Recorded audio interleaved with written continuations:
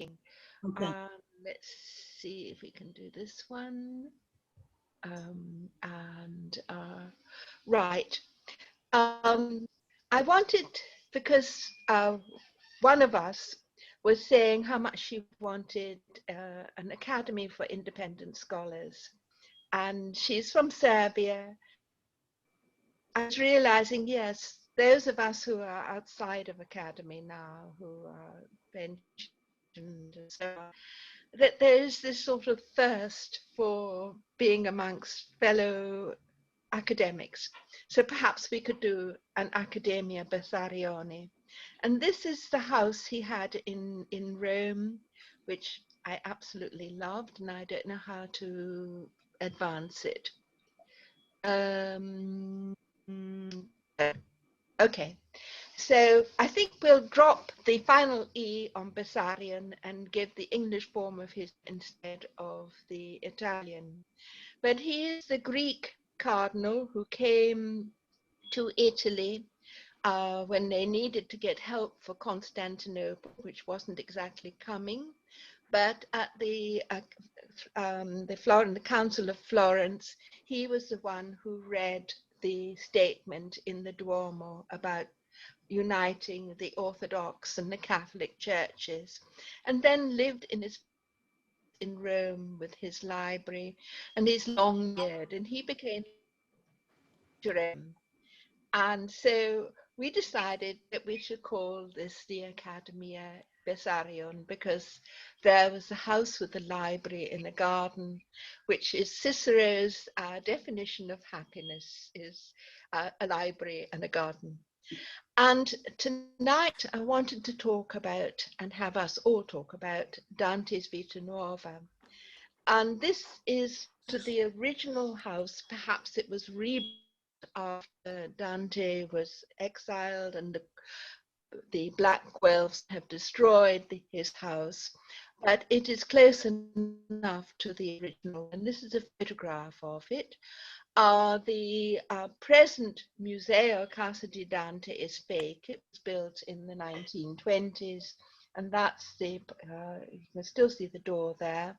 And then across the street is the chapel of San Martino. It was a church founded by Irish monks way back in the Dark Ages. Now it is still used by the Buon Uomini di San Martino.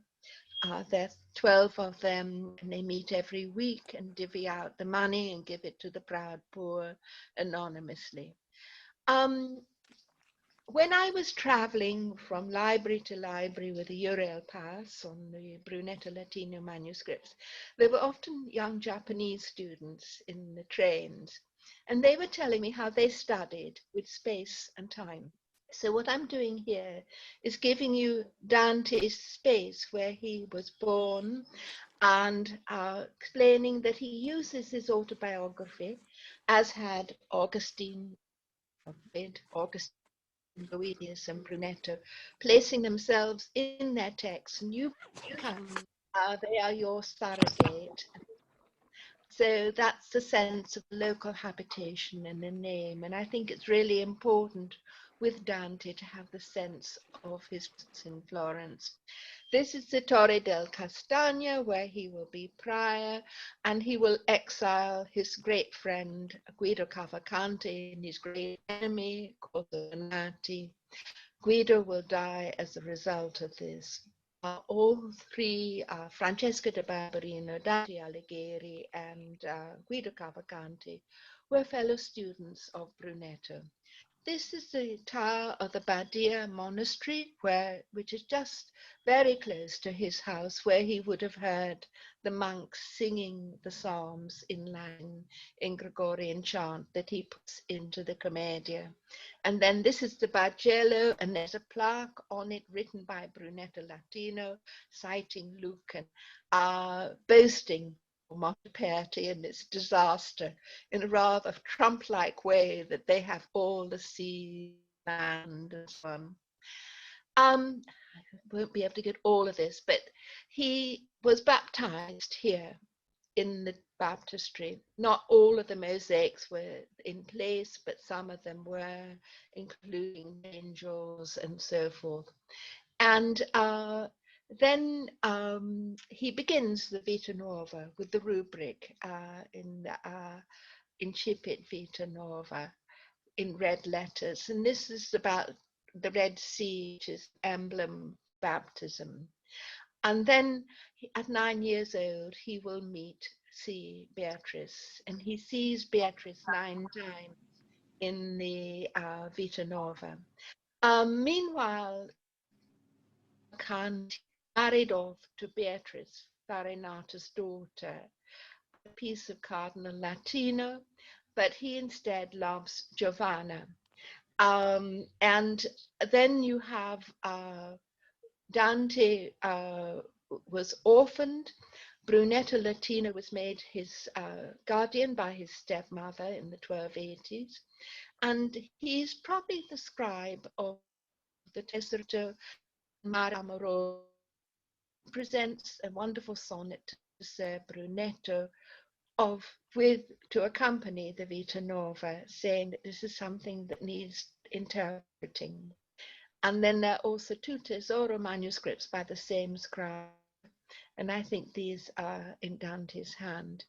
He marries Gemma Donati in 1285 at 19, and Beatrice marries Simone de' Bardi.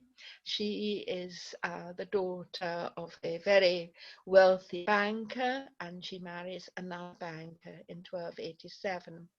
In a sense, I see Beatrice, the first Beatrice of the, as rather like Daisy in The Great Gatsby. She has money in her voice. And he is a social climber. His father is a mere money lender, and he has this fantasy, and he's stalking her with sonnets rather annoyingly, and she does get annoyed with it. Folco Portinari, her father, found Santa Maria Nuova Hospital, and I would love to give a talk on the Vita Nuova in Santa Maria Nuova Hospital. It's now very beautifully restored, and I gave a talk there on Sarapaka Raymond, an woman in the 19th century who arrived to study medicine and became MD in 1868, with a letter from Giuseppe Mazzini, which was impossible for women to become MDs. At any rate, um, Beatrice dies when Dante, in 8th of June, 1290.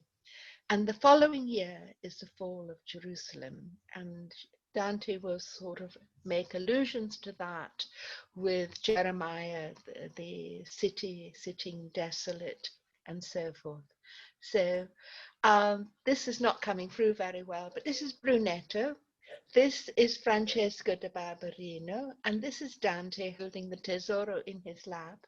Francesco's looking at him very admiringly. This is illuminated, commissioned by Francesco da Barberino, of the miniaturist who does the Treviso, the Trivulzian Codex of the Commedia.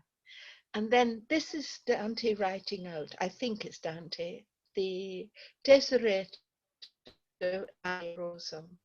And then this is his Tesoro.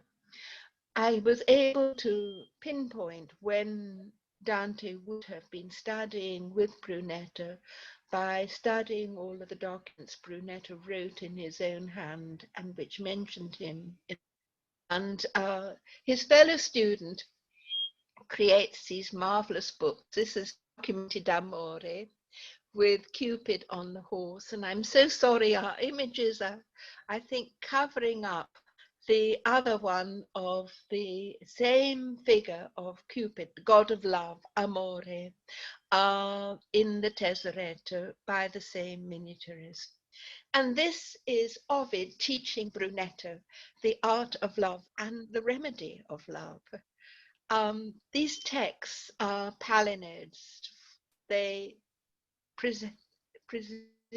tend to be going in one direction, and then they pivot and they go in the opposite direction. They pretend, like Andreas Capellanus, well, first Ovid had done this, And then it was Andreas Capellanos in De Arte Onesti Amandi who also did this. And when you get up to the highest ranks, you find that they are speaking like animals instead of courtly lovers. He completely undoes it. Machiavelli was to do the same. They're writing satires, satura, and in Boethius and in the Vita Nuova, you have the mixture of prose and poetry. Dante is also doing, he's creating a kind of scrapbook, it's the Baldone, Loci Comune, the silver of his old poems. And then he goes back and he reads more meanings into them than he had thought they were there. And these canzonieri, these of poems, actually do have one of them, beautiful one in the Vatican, begins with the Vita Nuova. They are absolutely connected with each other. And then when you come to Purgatorio 24, you will be meeting these poets, Bonaduce, Luca, and Notaro, and so forth. And one of them is singing the same poem which had been in the Donne che avete intelletti d'amore. And this is how I've done it on the web with the biz of the Commedia. If you click on these arrows when you go to the website, you will actually hear the singing. We went to the old manuscripts of the period and we performed a 2-hour concert of all the music that Dante mentions. And these poems probably were sung, not just read, the way we read modern poetry. And this is a delightful one where he and Guido and Lapo are in the boat, enchanted and so forth, with their girlfriends who are not their wives. This is a game and play of courtly love, which is adultery, as with Lancelot and Guinevere, from which Dante will be weaned when he experiences the death of Beatrice. And instead of being Daisy from The Great Gatsby, she will turn into the figure of Christ. And this is a delightful poem, which there's some doubt of whether it's addressed to Ser Brunetto, but I think it really is. Messer Brunetto, questa pulsaletta, con esso voi si ven la Pasqua a fare, non intendete Pasqua da mangiare, che la non mangia, anzi vuol essere letta. She needs to be read rather than eaten, but she is the Eucharist. La sua sentenzia non richiede fretta, né luogo di Romo né di giulare, anzi si vuol più volte lusingare, prima che intelletto altri si metta. Se voi non la intendete in questa guisa in vostra gente, a molti frati Alberti, Albertus Magnus, you can do the biblical exegesis of the Vita Nuova as if you were in the lecture halls in Paris. And then at the last line, if you really can't understand it, better go to Messaggiano, who is the god Janus, the two gods. So it has two meanings. And then I love this beautiful translation of that sonnet by Dante Gabriel Rossetti. It's perfect.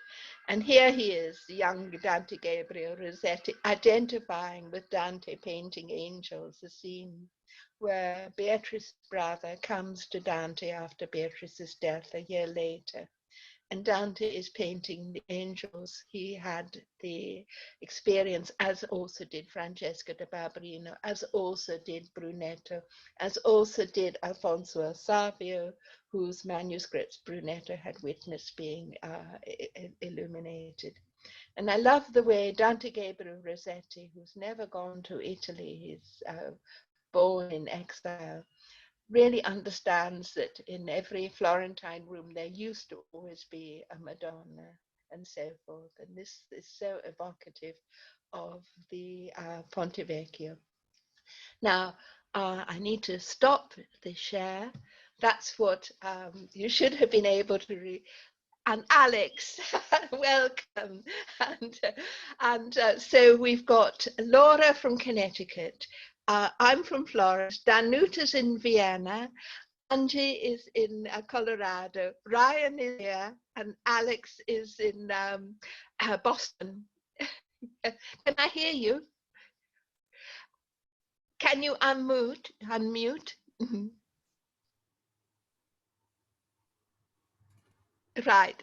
You need to unmute Yes. your microphone. Cambridge, Right. Mass. Welcome. And unfortunately, I have to do this on my phone. So when the battery gets worn down, I may have to end earlier, but this is just so wonderful. Well, it's a bit it's a bit rushed, but I thought at least if we had a visual sense of where we're going, and the sense of time, space, and time, because Dan is using real flesh and blood, and creating this allegory as well. It's both at once. And he's playing all kinds of games, which he will do again in the Commedia. This is his brilliant apprentice work for the Commedia. And years ago, I published in English, and then they asked me to give a lecture in Naples. There I was in this beautiful frescoed aula, and the windows looking out on Vesuvius, and lecturing on the way in which Dante, so young, brilliantly structures. It seems chaotic the way he writes it, but it isn't. In chapter 9, there are 42 chapters. Chapter 9 and chapter 40 are the Emmaus story, where you have the pilgrim who is love, who is Christ, but he's not recognized by Luke and Cleophas or by Dante at the beginning. And then he sees the pilgrims and they are wondering why there is this sense of loss in Florence. Well, it's the loss of Jerusalem. It's the crucifixion of Christ, but there is Christ from flesh and blood before them in the story in Luke. And Dante will do that again in the Purgatorio, and in fact in the whole of the Commedia. And the other 42 chapters are 42 stations. And the Middle Ages loved numerology. And there are 42 stations that the pilgrims would imitate, done by the Israelites leaving Egypt, going to Jordan. And each one has a name, and the names have meanings. And those meanings Dante incorporates into those chapters. Miracle and the horse knocking and so on and so forth. They're all there. So I wrote this essay, and the final version in Italian I was even able to put in the Hebrew, and that was, if you go to the web and call up the Hebrew Bible, and call up Numbers 33 and click on how it is read, you can actually hear all of those names coming through in the Hebrew. And it's like a genealogical, the way Mary's here in this library have narrated, and I've recorded their genealogies and so on, begat so and begat so. You go from this station to this one. So Dante is playing a very careful structural game, and it's sort of the skeleton of the bones that you don't see on the flesh and the blood, but it's there. And so in doing this, I just ended up with more and more respect for Dante. I've talked too much. And are there other comments people would like to take? And dive in, please. Ryan. I wish I had I don't quite yet have a comment. I have never heard that about the 42 stations, though. That's extraordinary. I will definitely find. Did you say that you have an essay? Well, it's a bit doubtful because the modern editors like Guillermo Gorni no longer see the divisions as 42.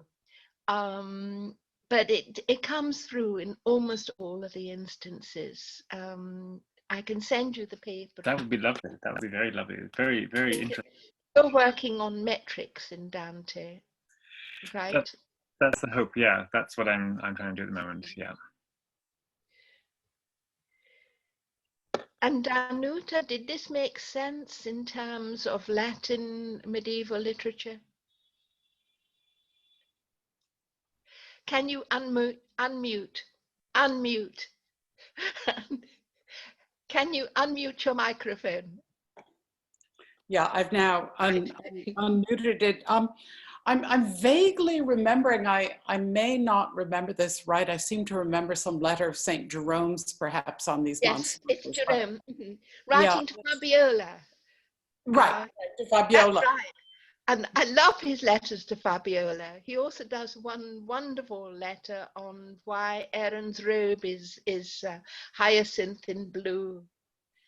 And she, a divorced Roman noblewoman, and there's been a bit of a scandal, and he writes the most profound letters to her, very fine allegorical letters, in which I've found the one on Erin's blue robe very important for Julian of Norwich, who makes use of that. Also Elizabeth Browning as well. And there was that Jerome was really, he couldn't have done his Hebrew studies if he hadn't had the help of Paula and Eustachian. They funded all of his work translating the Vulgate and worked with him, gave up all of their wealth to do it, and were living in the cave in Bethlehem with him. And the modern scholars all forget that we wouldn't have had the Vulgate if we didn't have this two, mother and daughter, doing that. It's true. I have a student who is working on some of his financing of his, I mean, his use of women to finance his biblical studies and his book habit. Could you tell me a bit about, you know, the Documenti d'Amore that was flashing by rather quickly? Could you repeat that? Could you tell me more about the Documenti d'Amore? It flashed by quickly. Right. I think in a sense, Francesco de Barberino ended up giving up his writing career and instead to publishing 100 copies of Dante's Commedia for his daughter's dowries. He recognized he wasn't up to the standard that his fellow student was. But Documenti d'Amore is a very strange work. It's in 2 manuscripts in the Vatican, carefully illuminated with these scenes of love and death. And this will also be a theme, it's already a theme in Brunetto's writings. Brunetto jokes about death, and his students carry it on. In the scene in Inferno, Inferno 5 with Francesca and Paolo, you get that wonderful play on amore, a morte. It doesn't work in English, but it does in Italian. That you have there's parallel. And in Francesco's miniatures and sculptures, because he commissioned Tino da Camaino to do this for the tomb of Antonio Dosso, the Bishop of Florence, you get death with 2 bows with arrows that are being shot at everyone, as already you had with Cupid with Amore. And those are the 2 sort of Eros and Thanatos and so forth. And the interesting thing is that they're able to joke about it. There's a wonderful dialogue that Brunetto has, which gets copied into other texts, of death and security, and in a, one says, "Aren't you afraid of dying in a foreign land?" "Oh, it doesn't matter where I die," and so on and so forth. And you get this wonderful sort of joking quality about it, which he taught his students. And I feel that we need to read Dante with more laughter, because it's there. But the modern Dante is seen as so serious, and yet when you go into the medieval way of the pedagogy, which was filled with laughter and joking, you actually end up being more profound. For instance, when Dante meets Brunetto, I think all of us who taught have had this nightmare. We walk into the lecture hall and we haven't got dressed, and so on and so forth. Have you all had that nightmare, that you've been prepared and so on? And there is Brunetto naked beneath his students who love him, whereas normally it is Brunetto in the cathedra and his students beneath him. So you get this turning of tables. And that is also the legend of Aristotle being made by Alexander to fall in love with Phyllis. And there he is riding around on the court, in the courtyard on Phyllis's back.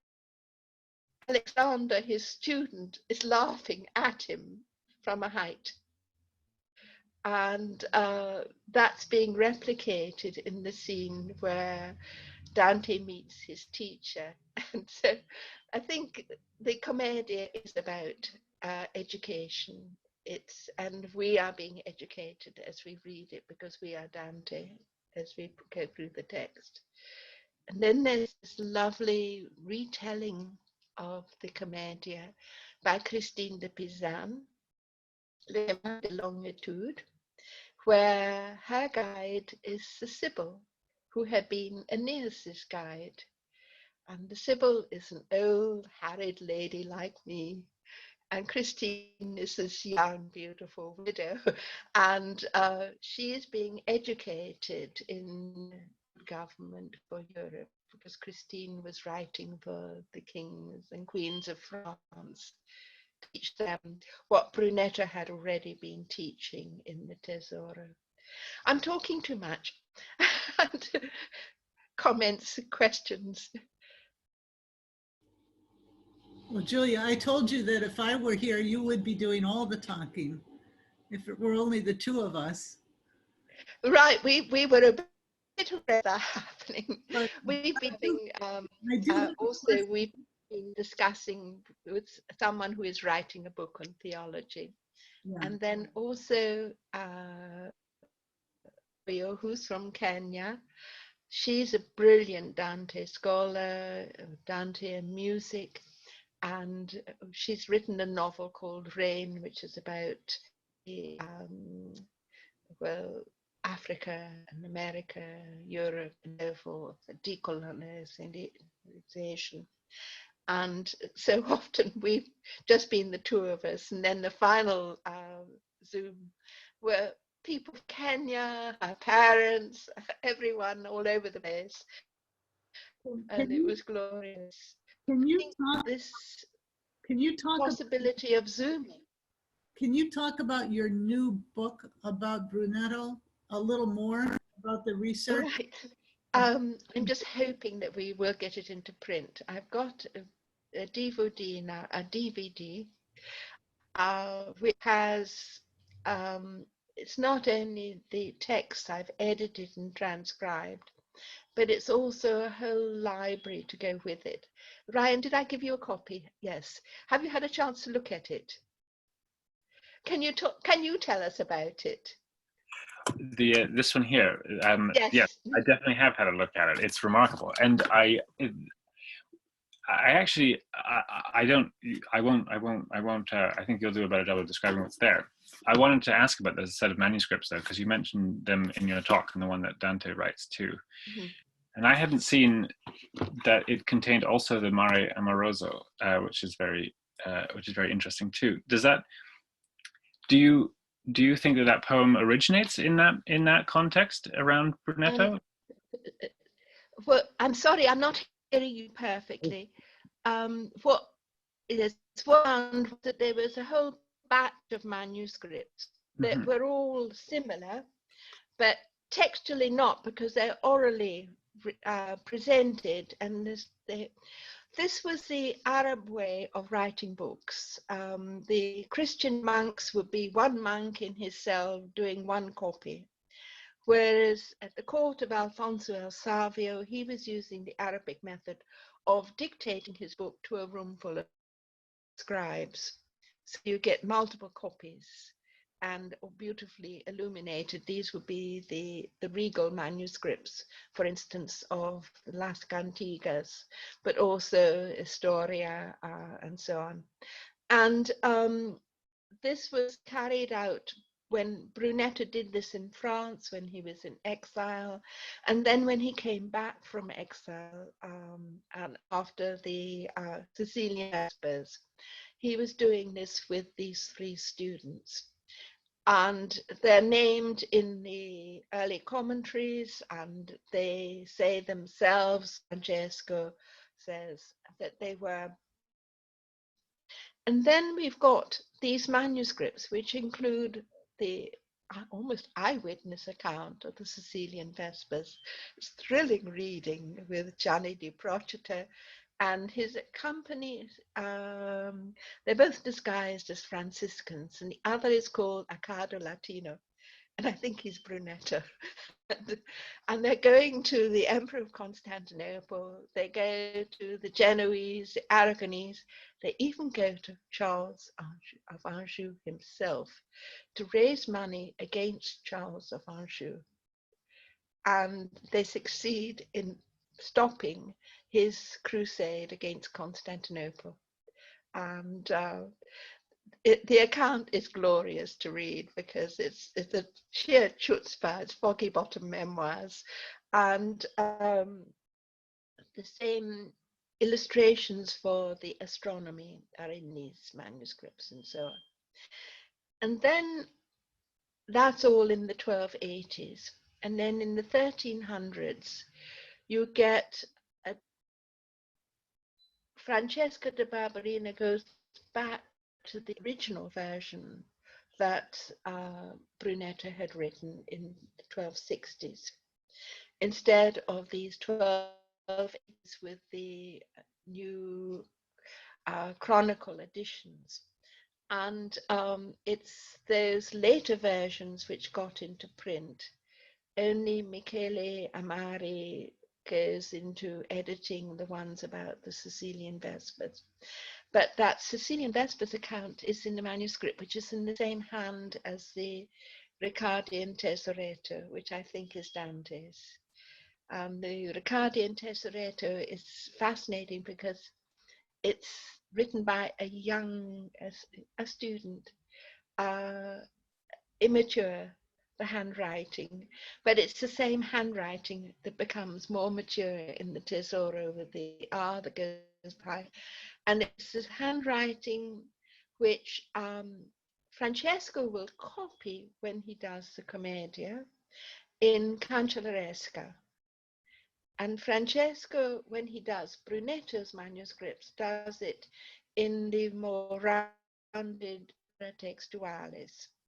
And Teresa de Robertis has discovered that he has these 2 hands, which he signs the manuscripts of the.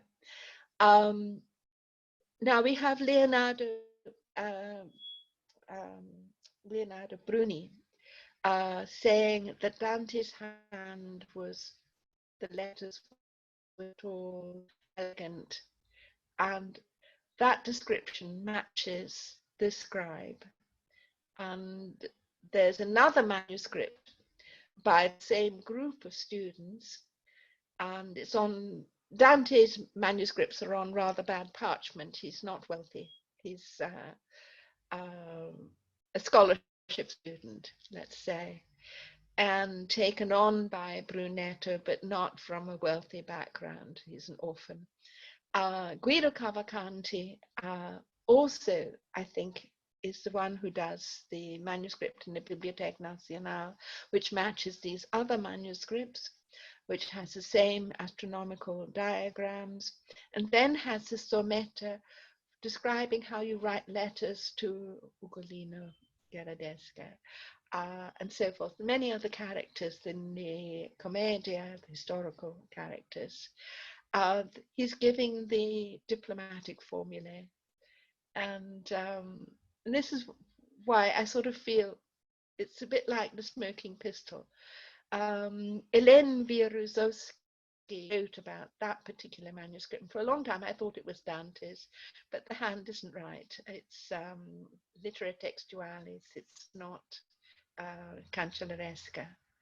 And so I had to revise, which I love is what Dante also revised his earlier mistakes, obviously states them in the Commedia, has Beatrice teaching him that he got it wrong, the shadows on the moon and so forth. And what they are teaching is the need for humility. And Charles of Anjou is a kind of trump, and they're trying to show a different politics, a politics that's combined with, they write out Aristotle's ethics and Cicero's rhetoric in order to get it right. It's training in government. And this is why I'm so touched that Eugenio Gianni, who is now elected president of the Regione Toscana, the Tuscan region, he has always encouraged me to write this book on Brunetto. I'd already published one, but this is the edition. And it's the Regione Toscana, which will be printing 100 copies of it. But it doesn't have all of the material that's in the DVD, so I'm hoping to include the DVD with it. Because if you print out those pages, there will be parallel texts, the manuscript facsimile and the transcription that will make it easier to read. And I find ordinary secular Florentines can read it, because I've given it the modern spacing. The Italian of 7 centuries ago is Italian. Modern Hebrew is biblical Hebrew.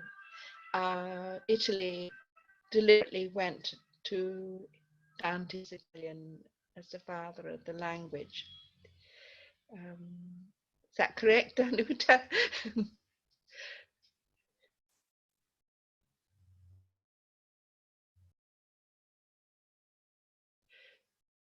I can send copies of the DVD to anyone who wants it. And we were actually thinking for the Academia Bessarion, if each one of us could give, if we could meet once a month, and each one of us in turn could give a presentation on what they're working on, what they would like to share, and so forth.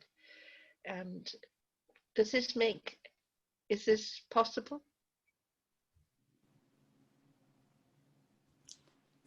Danuta, what would you like to share?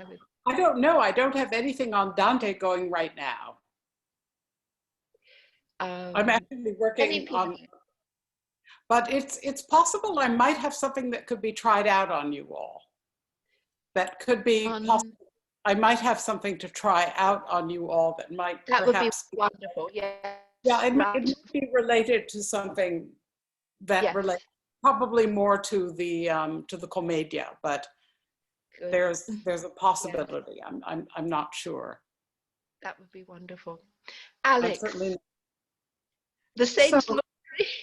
Well, first of all, I think for all of us, who have, I know you're sitting in your office, but for all of us on this session who have sat so many times across from you at the library table, that you have provided Vita Nova for all of us.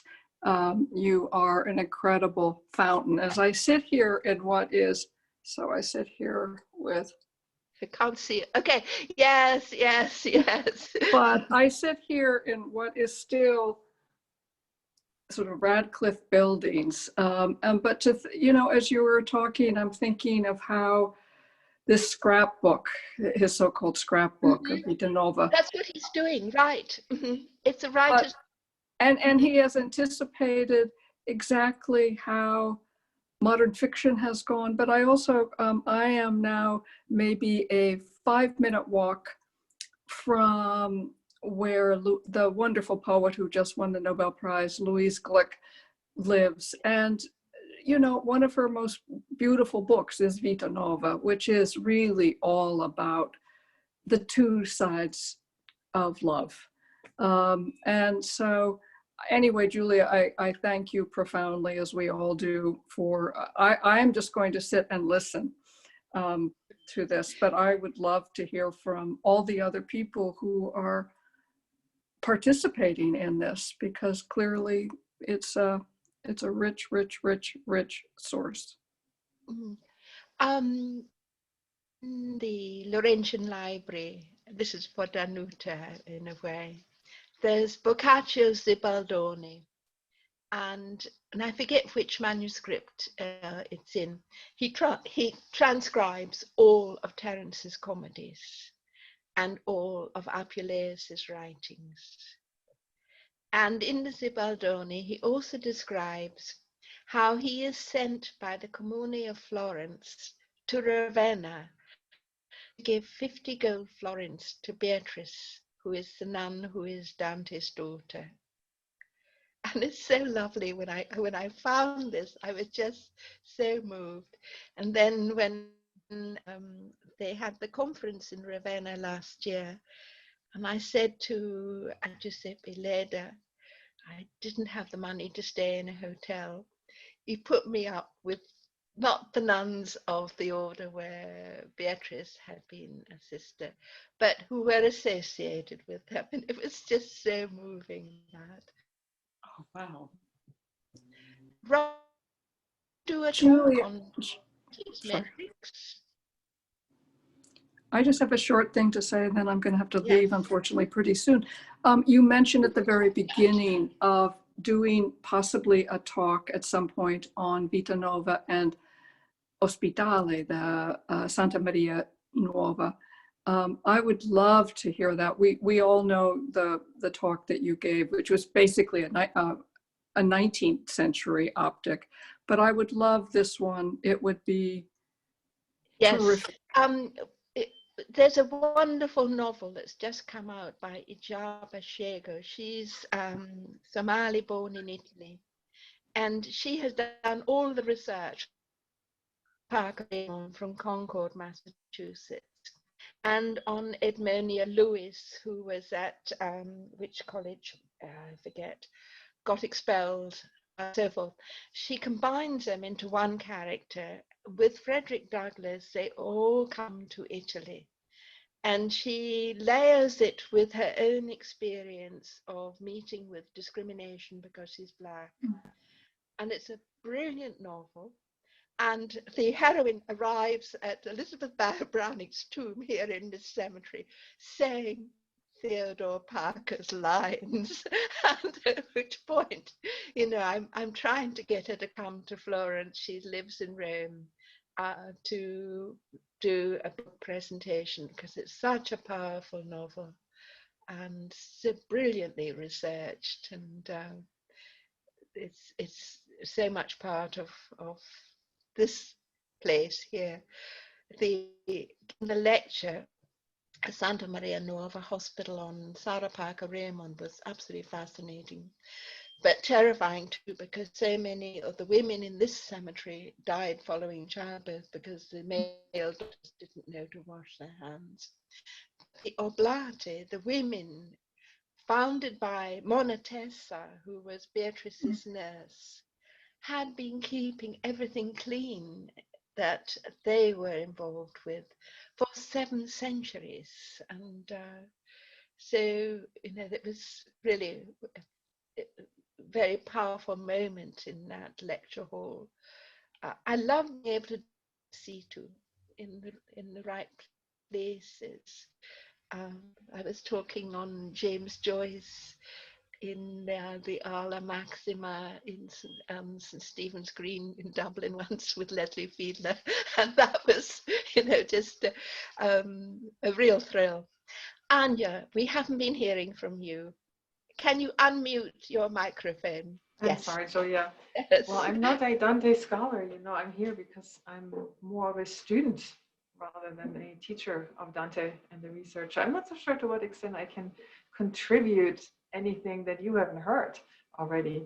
So I think I might just first listen in and then I'll see what I can do. But what I also would love to do is some close reading actually of the actual text, because I get so little of that as a group. So Anya, did I remember you talking about Ulysses? I'm not so sure. I mean, I don't know what context you are talking about, Julia. Just the glimmer of a memory, I'm not sure. Maybe it was because when I was a young student, I was doing some of that research. Yes, it was really hard for me. Right. But when we've been meeting and talking, we've been reading, we got halfway through the Vita Nuova book. The virus lockdown really became too bad to continue. We read all of the Commedia, and this was with ordinary women doctors, but not academics. And I love the way Dante is readable, but the scholars have made him so off-putting that the contadini recite art and love him. But I found too many Italian intellectuals telling me they hated Dante, and I really was taught so badly, you know, so seriously, but also so superficially. I agree with you, Julia. I teach Dante to my freshman student of all students who come fresh from high school. And it's interesting what you said about the humor. Actually, we do giggle quite a bit. We do read the translation. We read the Mark Musa translation. It's very accessible to students. Yeah, but there is some humor in it. I must say it ends up being their favorite work the entire semester. And it's like Shakespeare, right? They think they can't do Shakespeare, and I'm thinking, like, are you kidding me? You're a native speaker. How can you not do Shakespeare? You just have to take your time. And I experienced the same kind of thing with Dante. They love Dante. It's a very enjoyable author, and students, even the Vita Nuova, I dig up some sonnets and we talk about it. I feel like there's something so relatable in this writing that even just a mere reader's response brings out so much from these texts. So I'm here to learn. Yes. And it is wonderful that these, it doesn't matter how many centuries away, these are voices that are still talking in their books. And they're such human voices. And they're capable of laughing at themselves. And as they unlearn pride and learn humility, it becomes a therapeutic experience for us. It's not just belles lettres, gentlemanly gloss. It's much deeper than that.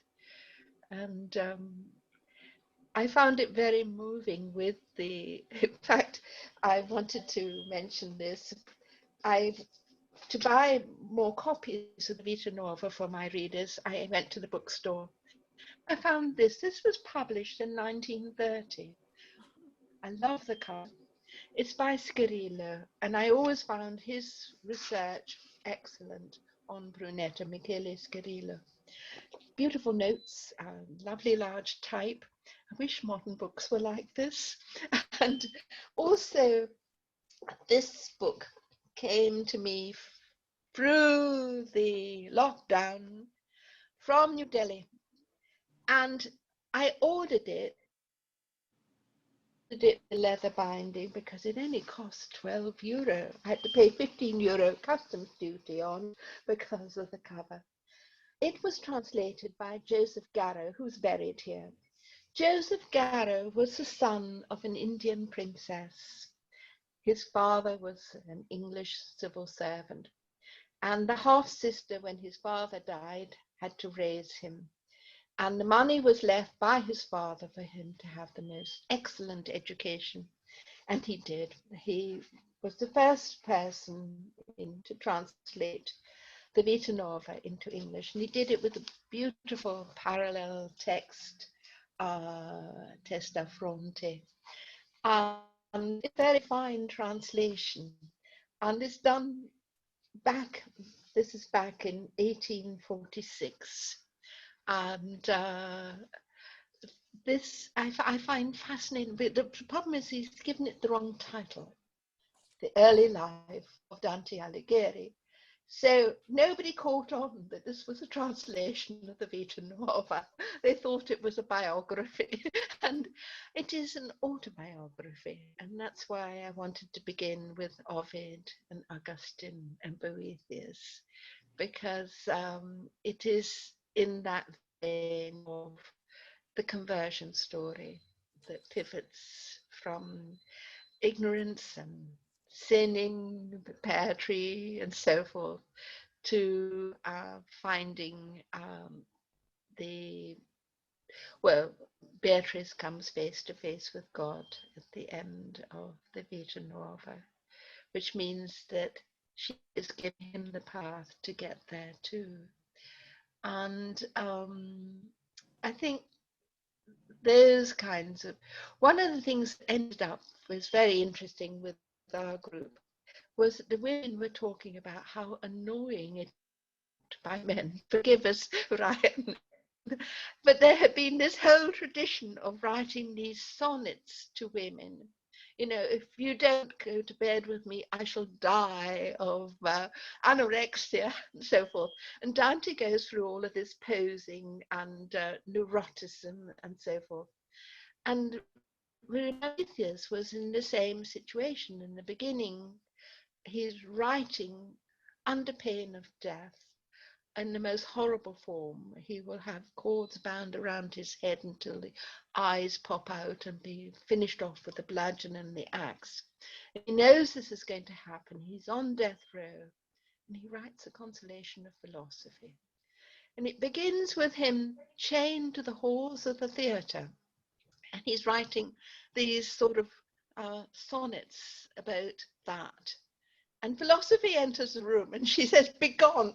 And she chases all of the whores out. And she says, "Now, you're being too self-seeking.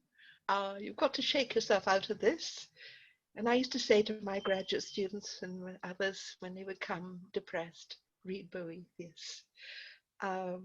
It's a marvelous work of like Frankel's Man's Search for Meaning. It's much deeper than just mere literature. It's the literature of the soul healing. And that's what Dante is doing also in the Vita Nova, presenting it to his teacher, Messer Brunetto, Questa Pulveretta. He wants to be praised for it and he deserves it. It's a wonderful text. And he will then deepen it with the Commedia. And then he also talks in this text about all of the different languages, the Provençal, the Sicilian, the Gallegos, Cantigas, the development of poetry multiculturally, plurilingually, and as that as being, which is, I think, it's been wonderful on Facebook, seeing how suddenly everyone is able to talk about multiracialism positively after this terrible time under Trump with white supremacists, that there's this explosion in creativity when we're not having to be monocultural. And Dante is not monocultural, although he will be the father of Italian culture. He is able to bring together so many strands. And I think somebody's phone battery is running out, Alex's, and we've talked for an hour. Are there more comments that anyone would like to make before we shut ourselves down into lockdown? Well, So we prepare for next time, Julia. one quick thing I'd like to say. Julia and I talked about this morning. The reason I'm hosting is that she really can't afford a Zoom Pro account. And I said, well, maybe the participants could contribute to you getting one so that you could host your own meeting. Right. If you would like to become a sustaining academician, MS Or somebody else could host it. Yeah, I be have Zoom. PayPal, So because I said and that will pay the association where I'm president, and I can use that money to fund Zoom paying for it. so I'm just bringing it up because I may have to leave for Pennsylvania this week. My mother's 93. She Yes. just had a stroke. I don't know what's coming next. So I want to let everyone know that I might not be the central person next time around. Yeah. Mm-hmm. Or, you know, we could also take turns. I mean, I do have Zoom. Right. Even though I'm in That would be Boston. great. Yes. But I have another possibility, Ambulance going to Santa Maria. which is the Blackboard Collaborate. That could be another possibility. No, right. All right. So we'll keep in touch with each other, and others who would like to join as well. I'm so grateful to you because I don't often get a chance to talk about what I love, and I hope it was halfway coherent. Thank you. Wonderful, Julia. Thank Thank you so much. Yes. Thank you. Thank you, Julia. Thank you, Alex. Thank you, Danuta. Thank you, Anya. Thank you, Laura. Thank you. We'll try to figure out how to send this recording to Julia so she will have it to send out to the people. Yes. Did you record it? I recorded it to my own computer, so I know it's in there. Now I just need to learn how to send it. Okay. Mhm. Mhm. Right. Thank you. Mhm. Right. Bye-bye. Bye-bye, everybody. Bye. Bye, All of Julia. you. Right. Okay. And I had to get this So down. Julia? Oh, okay.